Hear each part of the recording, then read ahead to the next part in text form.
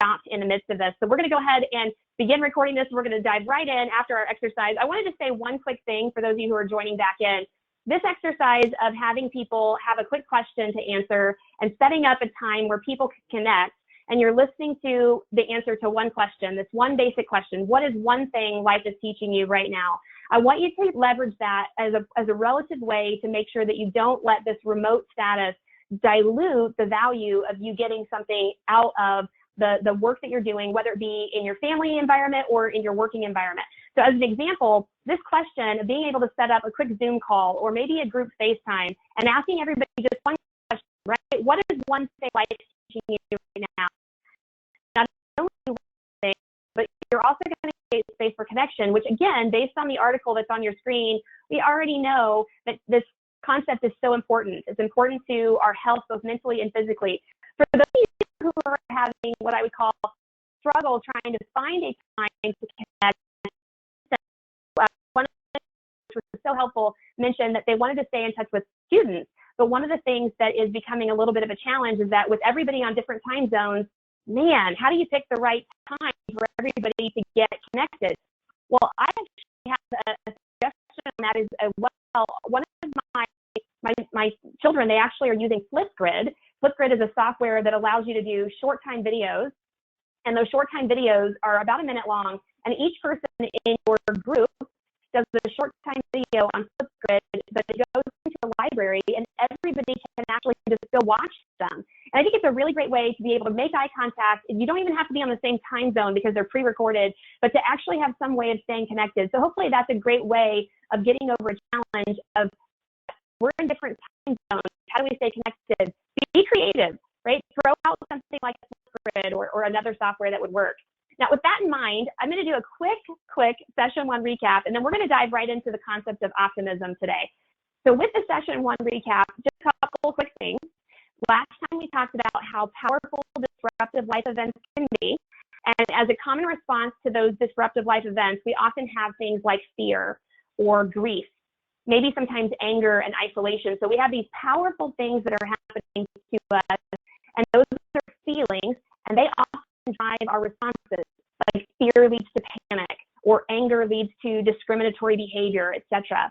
And what we talked about was how these are really common. They're very human responses.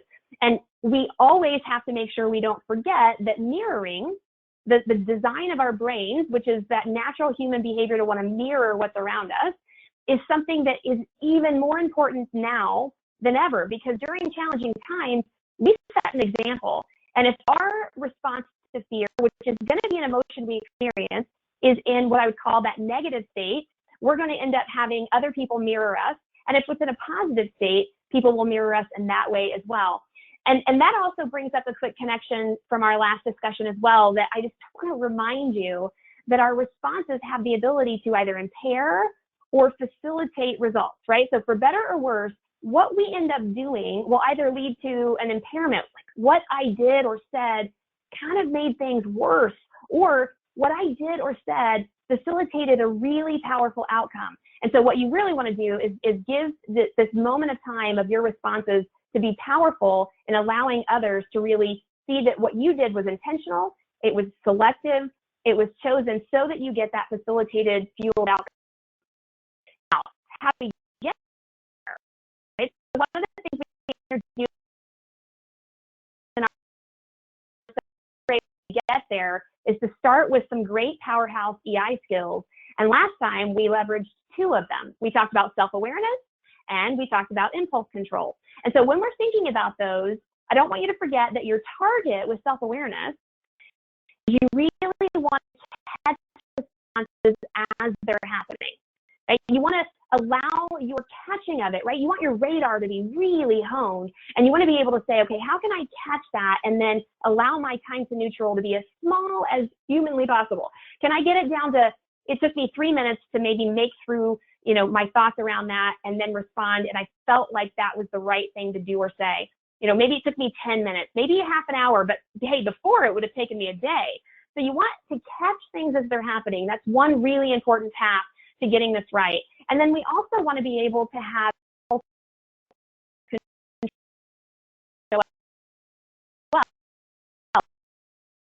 target the reminder to be able to leverage that concept of pausing, right? We want to slow down our reaction time. We want to hit the pause button, allowing a little bit of time for self-talk. So our guided actions become, again, but leading to value. And so again, just a quick reminder, that's what we talked about in session 1. Now we're going to go back to that model and we're going to explore a few new concepts. Now,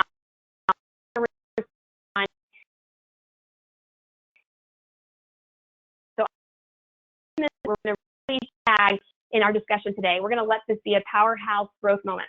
So when we look at optimism, one of the things we're going to start with is just defining it.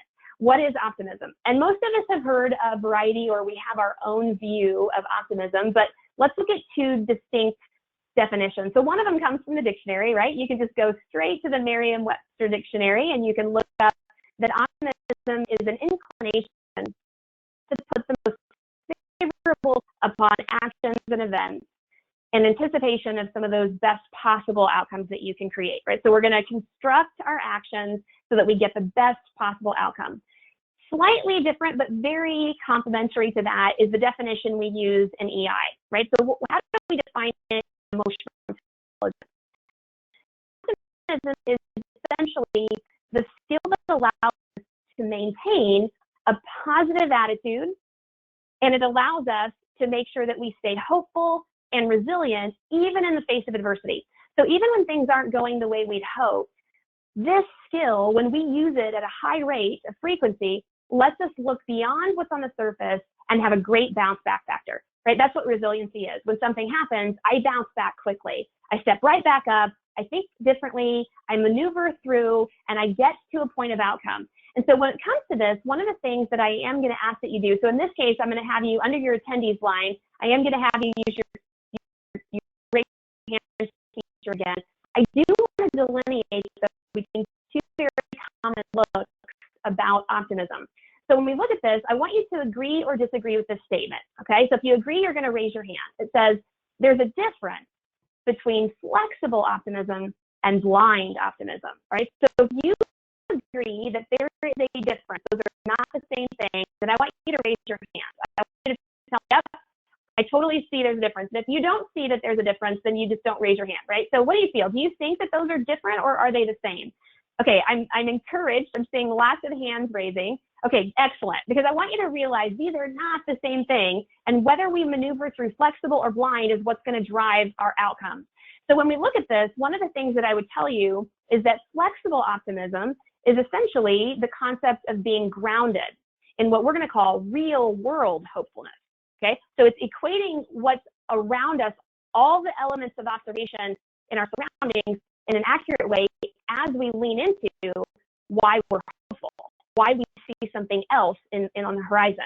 That's very different from blind optimism, which is essentially what we would call that pie in the sky, maybe unself-critical, in a denial state to even that a problem exists, or that we can accomplish absolutely insurmountable odds, no problem. We're going to go against those, no problem. So when we have blind optimism, that's where we are actually not looking at accurate surrounding information, and we're making decisions that aren't steeped in what we're going to call reality. That is not what we want, okay? So what we're looking for in our conversation today is, how do I embrace flexible optimism? Can I stay grounded in my plight, embrace optimism? The answer is definitely yes, you can, but we're going to give you some ideas on how to make that happen. Now, before we look at some ways to grow optimism, I do want to share with you a quote that I'm a fan of. So I came across years ago. Antonio Gramsci, philosopher back in the late 1800s, he actually said this. It says, I am a pessimist because of intelligence, but I'm an optimist because of will. And I think that's such a clever statement for this reason. Natural human behavior is to be critical. We look for what's wrong. We look for flaws. We dissect something to figure out why it's not working. We will do that naturally. And intelligence is all the data that tells us why it's broken. So it's so easy to lean into that and make that happen quickly. But if you want to leverage optimism, this one's going to take a choice. you're going to have to say, yes, I see this on the surface, but I'm going to look further at what I can't see. What are the intangibles in this moment? How can I leverage what could happen, or all of the perspectives that are out there, pull them in and use those as data as well? And so our hope is that we ask you to choose this one. You're going to have to be intentional, because you're going to have to work against some of our natural, normal tendencies. So with that, I want to go back to something I introduced in session 1. I want you to see this look at the levels in which you could use optimism. So in this case, we have 3 different applications, right? So you could be a low user, someone who doesn't very often use their optimism. You could be somebody who's moderate, who's kind of in the middle. I use it, maybe not all the time, but I frequently pull it in. Or you could be someone who's really high in usage.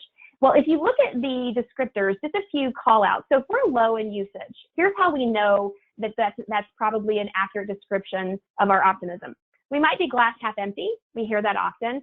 We also could be someone who just naturally plans for the worst case scenario. We might set goals that are highly conservative because we're fearful of missing a mark, and we're just in general not as hopeful as those around me.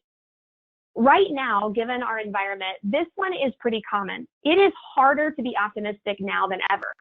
So many of us might have fallen into, gosh, that could describe me right now. It's not my norm, but whew, right now, it kind of is. What we hope to do is give you some techniques that might at least raise you to a moderate user, right? Where you could say, you know what, even amidst all of the stuff going on, I feel like I can really be glass half full. I can approach it that way, and I can be fueled, and here's the biggie, to really overcome a challenge that's in front of me. And if you can do that, your optimism has grown already. So some of us fall into that space. And then there are others who might be listening who are really just constantly, and even now, a high user, somebody who rarely gives up. It's rare that you would ever stop in the middle of something. You inspire those around you because you like to overcome all challenges. Now, be careful though, because remember, blind optimism is an option. And so in this one, it even tells you in that high usage column that there are some who are really high and who might not be using grounded views as a complement to their optimism, and they could be overly optimistic. If you've ever heard the word Pollyanna, you know exactly what I'm talking about. Someone who, no matter what, believes we can do this, but they don't really have any for, right? We want to reach for rarely giving up, inspiring others, but with context. And that would be, again, a path for positive outcomes on you and others. So I'm going to give you 3 very distinct ways that you can grow your optimism. And for those of you listening, I want you to know all of these are in the handout. So if you go to the materials section of your screen, you're going to see a PDF called Reframing Exercise and Optimism. These are all inside that PDF. So you don't have to worry about scrounging and taking notes. Everything in these slides has been put into that PDF. So hopefully that helps. But essentially this first one is pretty basic, but really, really valuable. And that's just embracing positive thinking. And so with tips here, I'd like to give you 5 things to think about. So let me briefly cover these. So the first one, as you can imagine, is pretty simple. It's just creating a positive environment. So for one of the elements that I have been using is I have been making sure that all of our blinds are open wherever I'm at in a working capacity. I want to see the sun. Even if it's cloudy, I want to see what's going on outside. As it's being warm, I might even raise the windows so I can hear what's going on. There's life outside of my home. Create a positive environment. Maybe that's even listening to some music that you love, but setting up an environment that feels comfortable is a great first step. Second, go back to the skills in our first session. Use great self-awareness to catch when you're catastrophizing something, right? What you want to do is find a thread of positive truth so that you can pull yourself out of that catastrophizing. So whenever you think, you know, this is crazy, this is never going to get better, I want you to catch that you just said something that's probably not provable, that would never get better, right? Find that positive thread of truth and pull it out and allow yourself to get back to a state of neutral. The third one is pretty simple. I love this one. I think using humor is so valuable. For those of you who were on earlier, and I was talking about how I got Zoom hacked last Friday, and some pretty inappropriate things were happening. It was one of those things you almost had to do a quick chuckle to say, wow, that's possible. And that was crazy. And you just have to allow yourself to let it go. Sometimes you're in a humor that's very powerful. And I am a huge fan of this one. The fourth one is to take care of yourself. And I know that seems pretty basic, But gosh, we are now tempted with things that are around us that maybe weren't around you at work, but since you're at home are really accessible, like your couch with your favorite Netflix show waiting for you right there, or the ability for you to eat something that is just in your pantry that, you know, in your head you think, oh, I might as well eat it. I'm here. So eating well and taking deep breaths occasionally, and also moving often, really moving, creating energy is so great. For those of you who have been fortunate enough to go through the University Corporate Athlete Program, hopefully that sounds familiar, right?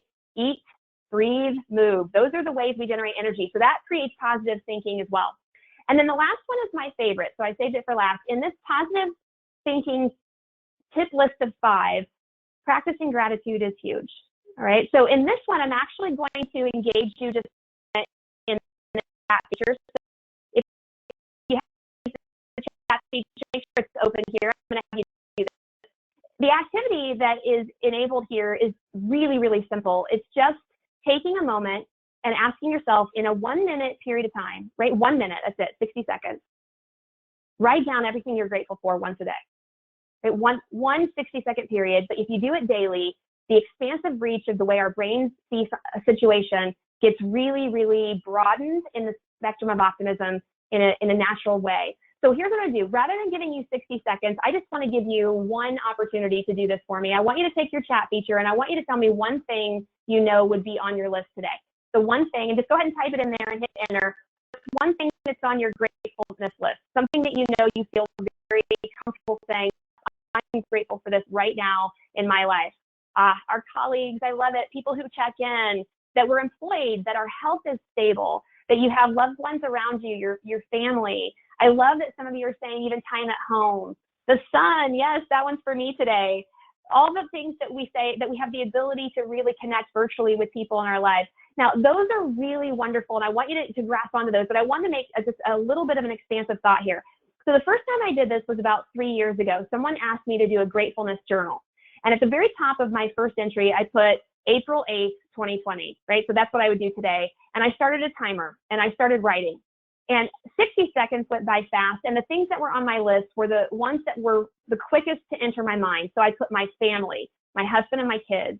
I put that I have a home, a safe place to live, that I have a job that I love. So I put probably about 8 things in those 60 seconds. The very next day, I opened up my journal and I put, April 9th, 2020. And after a single day, I hit the timer, 60 seconds go, and I started reading my list. And it was so interesting when I went back to the list from the first day. Now I have things like, I'm thankful for the ability to want to learn new things. I'm grateful for having access to information at my fingertips on a moment's whim via the internet and a list of books that I love. It was so odd. So my first day, I was like, my house, my job, my family. The second day, it was like, who is this person?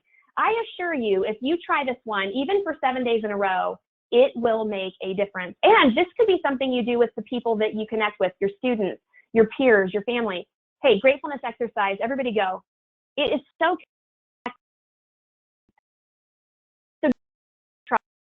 thing I want you to know is you have to also find ways to show gratitude to other people, not just say them to yourself.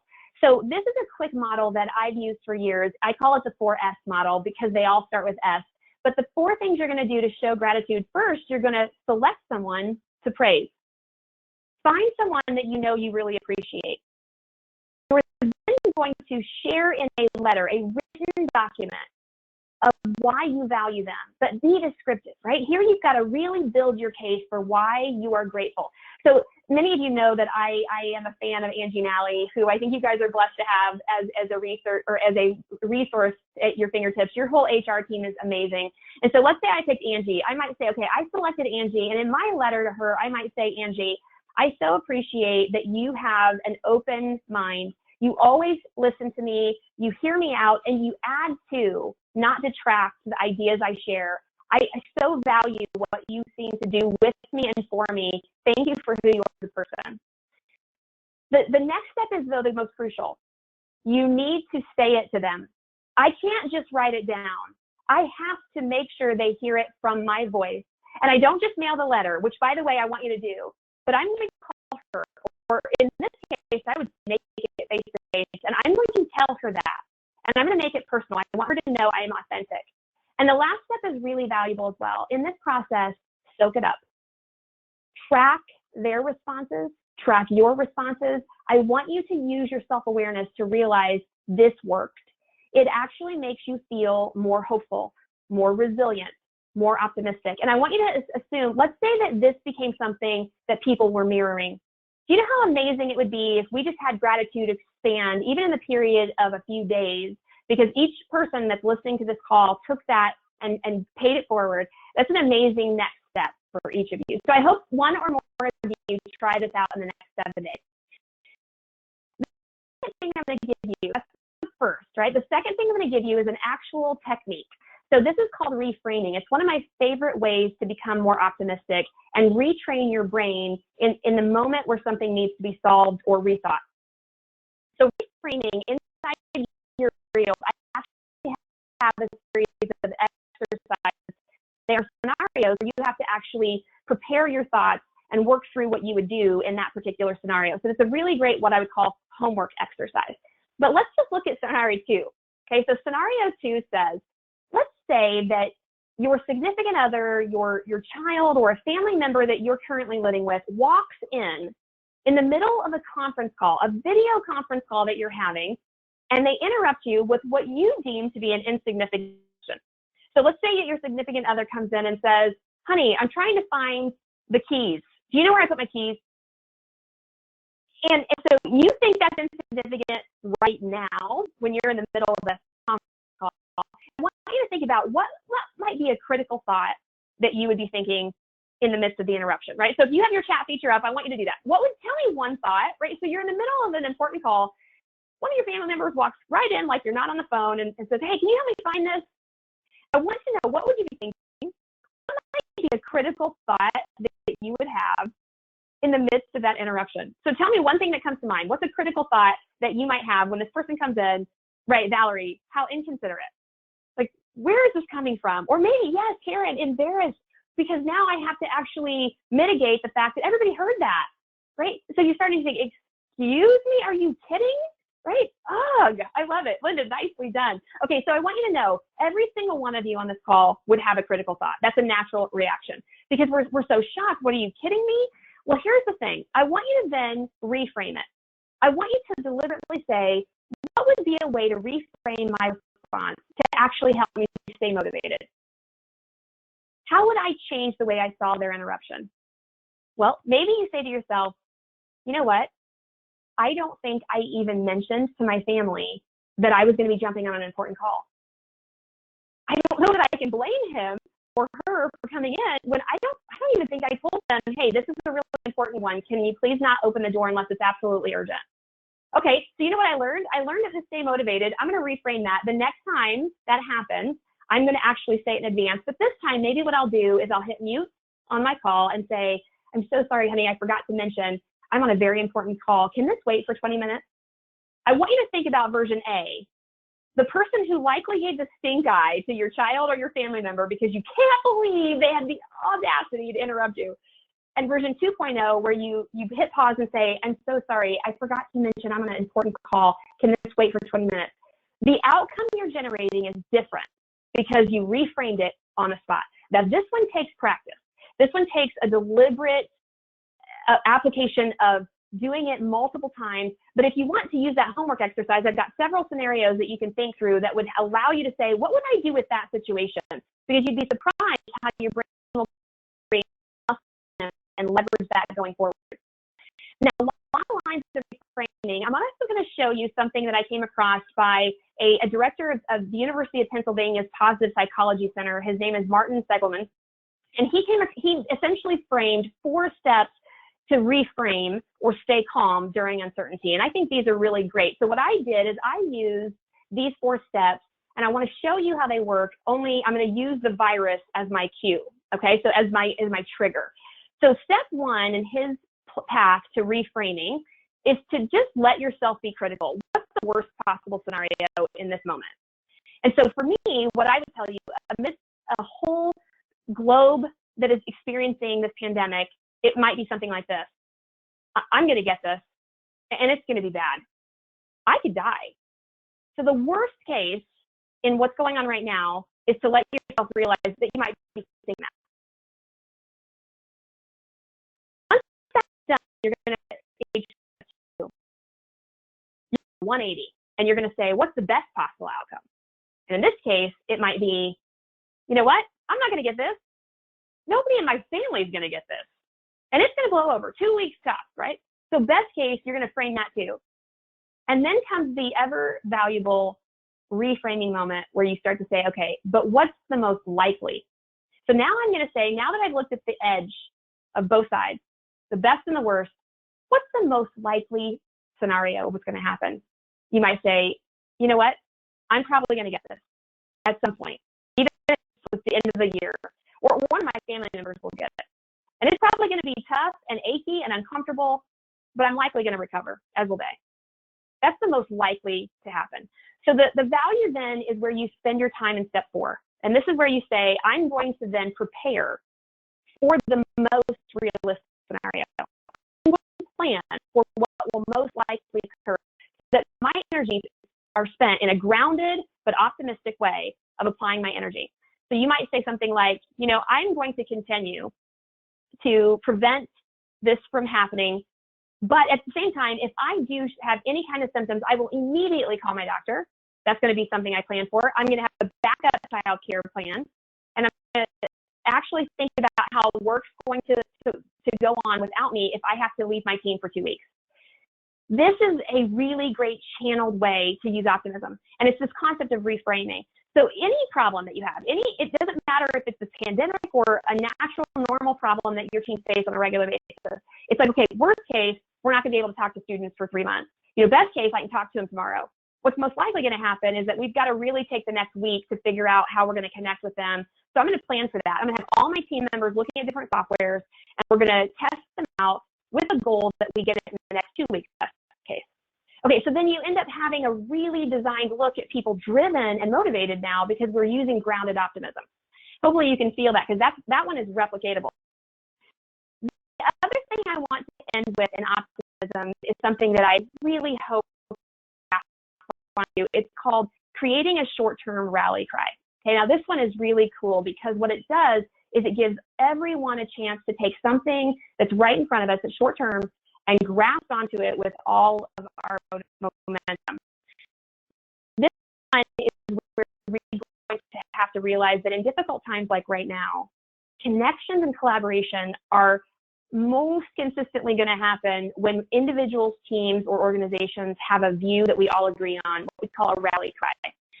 The mantra with a single focus for a short-term period of time that drives every single person, but in a state of togetherness, right?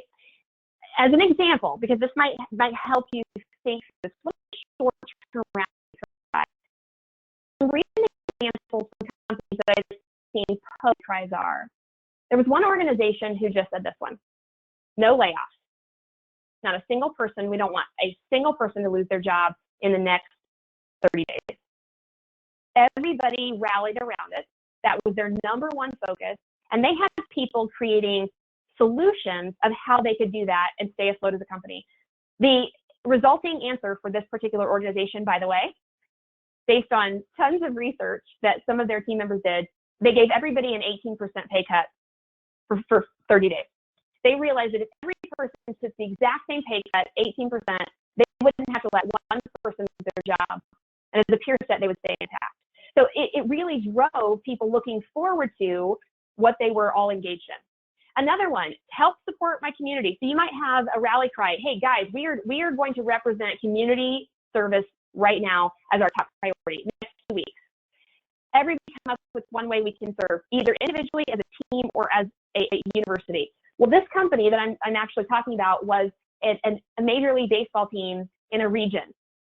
And so there's a specific region where the Major League Baseball team in that region, they already had staff, food orders, chefs for opening day, which didn't occur. They redeployed all of their team to a local hospital, including their equipment, to move beds so they could get small hospital settings set up in like parking lots, etc., Helping the community became a rally cry, and they were driven. This one is a personal one. This one's mine. So my family for the last few weeks has been using this mantra, find our focus. Let's find our focus.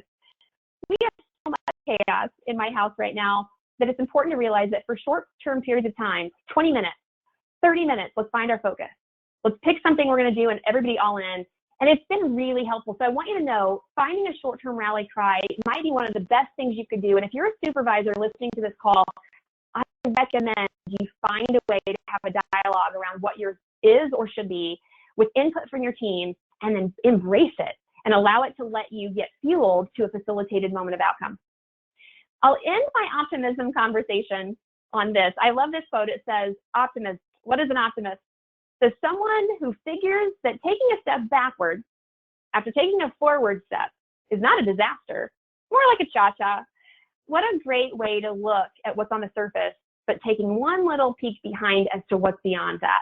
So I hope that as we talk, whether it be the positive thinking tips, the concept of making sure that you embrace the ideas of reframing, or the idea that we just ended on, a rally cry, might be your way to really push through and create optimism in the world that you're living in. The last part of our dialogue today then is to look at another complementary skill. This one is so important, and that's the skill of reality testing. So in the decision-making realm, testing is a really valuable skill because this is our objectivity meter. Anise Nen, a writer, once said this: we don't see things as they are. We see them as we are. And I so agree with that. Like, every single experience you've ever had will color and context the lens in which you see the world. And so when we look at this quote, what we have to realize is that we are kind of going to take all of that bias that is just part of who we are, and we have to learn how to leverage it, but with a partnership of objectivity, so we make really great sound decisions that are optimistic, but give us a chance to really make powerful outcomes occur. With that in mind, if you look at reality testing as a skill in itself, it's really just, in terms of defining, your ability to, again, see things as they really are. Not how you want them to be, but how the surface actually looks based on what's in front of you. And then it takes your ability to say, I'm catching that my bias is with me right now. All of that history that makes me who I am, man, it is showing up. And I'm letting it be a potential barrier to seeing this, how everyone is seeing it right now. And I'm so stuck in this lens that it might be causing me to be pushed back instead of pushed forward. In addition, it's allowing you to accurately size up the situation. That's what this skill does. This next one might resonate with some of you. It allows you to not make a mountain out of a molehill, right? So when something tiny happens, this is a skill that is your powerhouse partner that says, can I make sense of what this really is? I mean, I want to say it's that, but is it really? And it lets you distill it down to the truth. And it's also not letting you be either overly optimistic, right, Pollyannic, or overly pessimistic, too critical, so that you end up in that middle zone where you can be grounded in your optimism, right? Objective in the way you see something, and it gives you that push to really make something happen. That, again, just like we did with our prior skills, we have this spectrum, right? Are we a high user? Are we a low user? Maybe we're in the middle. And when we look at this particular set of skills, look at these words, right? If you're a low user of objectivity, it says, we view situations often just from my perspective. This is when our background can get in our way. Being unique, by the way, is a wonderful thing. I don't want any of you to make the assumption that I'm trying to say don't be unique, because your background is so important. But when we let that history cause us to only see something from one way, that's the opposite of inclusive, right? That's being very protective, and that's when we are lower in the skill. It's also, again, maybe being overly negative or overly positive is the way we color a situation instead of objective. Moderate users are more like this. They are unlikely to misinterpret critical information, although they may still experience times where it might be overly positive, maybe in a stressful sense, which is likely to occur. So they get it most of the time, but sometimes they lose their edge, right? They lose their objectivity. Whereas people who are high in the skill are very unlikely to misinterpret critical data because they're super attuned to their environment, right? So their radar is so strong but they're really pitching it against what is the real view of this, not just my bias, what's the real view of it, and let me lean into that right now. This skill can be flexed and really helped by a couple of thoughts. The first of which I want to lean into a quick graphic we shared in the first session. This is a graphic that shows how an activating event can either lead to a positive outcome or to a negative outcome, right? So either an impairment or a facilitated moment. And what we notice is that on the left-hand side of our screen is the activating event itself, and where reality testing comes in is you choose to see the event. If you see your child interrupting you during a meeting as disrespectful and rude and absolutely unbelievable that they would do that right now, you'll likely end up on the low end. You won't use objectivity, you probably won't pause, and you're not going to likely have a stronger relationship with that person at the end of that moment. If you choose to see it as, I don't know what led them here, but it's possible that I didn't set up the expectations properly. Oh, I want to address that. And so I hit pause. Hey, I didn't mention I'm on a really important call. If this can wait, can I come to you in just 20 minutes and help you out? That's so different in the outcomes that you generate. So the way we look at it is crucial. And how I want to flex that, again, more homework than anything else, but I want to show you this. It's the second material that's called the ABCDE of EQ. And this exercise is a journaling exercise that is one of my favorites. And I will tell you, for those of you who are in the supervisor launch program right now, this journaling exercise that we're going to give you. I'm turning my webcam on. I'm hopeful this is going to work. I just want to show you something really quickly. But this is a journal. Doesn't look like it's engaging. We're having technical difficulties today. But we're going to give you a journal that's actually going to allow you to track the ABCDEs of emotion. And that's a really powerful exercise. But for those of you who aren't going to be privy to that, this is your entry point to this. So let me walk you through an example. What's going to happen is you're going to track 5 distinct things for an event that has occurred around you. Okay? So the A is the activating event itself. Let's give you an example. Let's say one of your team members is recurrently late call for your team. They're constantly late, and it's causing you to be frustrated, and it's annoying, and it feels like they're just not on the team right now. Okay, so this is something that you would say is an activating event. The next thing you're going to do is you're going to profile your beliefs that are still in your head because of them being late recurrently. Okay, what are you thinking? And this is where you have to get really raw. You can't be polite in your thoughts. I need the real view. What is it that you're really thinking? One of them might be about you. You might say, clearly, I do not run these calls very well. If people are just showing up late, obviously it's me. Okay, that could be a belief you have. Or you could have this belief. They clearly don't care. I sent the message, it started at 9 o'clock, but clearly they didn't care. They're jumping in at 9:20. Or maybe you know what, because of this, the call takes longer. It takes us longer to get through the same information because they jump in so late and we have to recap. That is a really important exercise. What are your beliefs about you, about them, maybe about the environment, the situation? What are you thinking right now? That goes in the B column. Then engage the C column. This is where you start to ask the consequences. Okay, because of my beliefs, what happened? Maybe you think, you know what? Because of that, I totally lost focus on the agenda the rest of the meeting. I was so inundated with my thoughts around that person's audacity to keep being late that I just couldn't stay focused. Or maybe your belief was, or your consequence was, I know I became short with the rest of the team the remainder of the call. I was curt. I was to the point, a lot less social. That's so interesting, but that was a consequence, no doubt, because of that trigger event. The next column is where reality testing gets flexed. This is to build objectivity. You ask yourself a 2-word statement to every entry in the B column. You go back to the B column and you look at every entry and you ask this 2-word phrase to yourself. Prove it. Prove it. 1, I don't run these calls very well. I'm going to say that picture me on your shoulder. I'm leaning into your ear and I'm saying, prove it. And I need you to tell me, where's the data? Do you have data that says you don't run these well?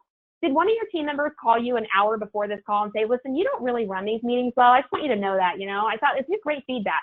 Unless you have data that says there's proof you don't run these well, I don't know that we can say that that's objective. That might just be the way you feel and you don't have proof of it. So you're going to use the third D, discarding, and you're going to cross it off.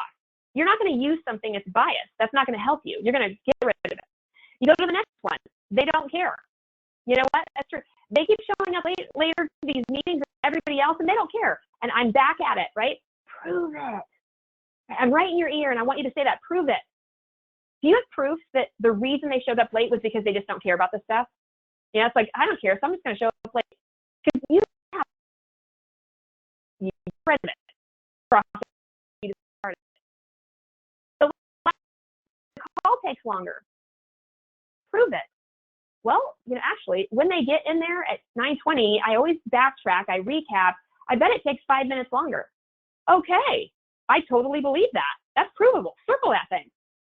Because what you do in the last column, the E, is you want to ask yourself, what are the lasting effects of me having journaled this one trigger event and prove what is real so that I can figure out the next time that person's late, what would I do differently?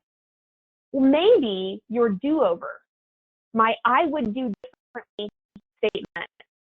If you know what I'm going to do, I'm going to follow that person one-on-one after the call, and I'm going to use some discovery, and I'm going to try to learn what's driving the need for that person to have to join late. So maybe I can redesign the call altogether.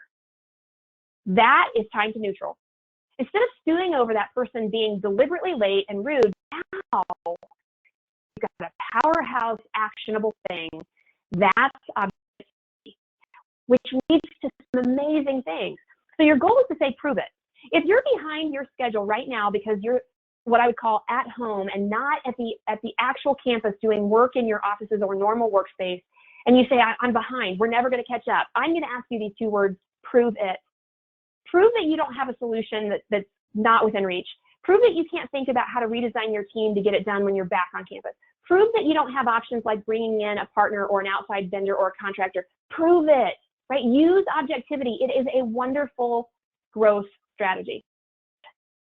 With that in mind, I will tell you, your action plan from today, right? One, embrace your optimism. Learn ways that maybe you can go back to our discussion topics and work on reframing. Maybe you practice your gratitude journal. Look at those positive thinking tips and see if they work for you, or create a rally cry for your team, your family, or you as a person. Testing, man, I'm going to highly suggest you practice the journaling. Try it even once.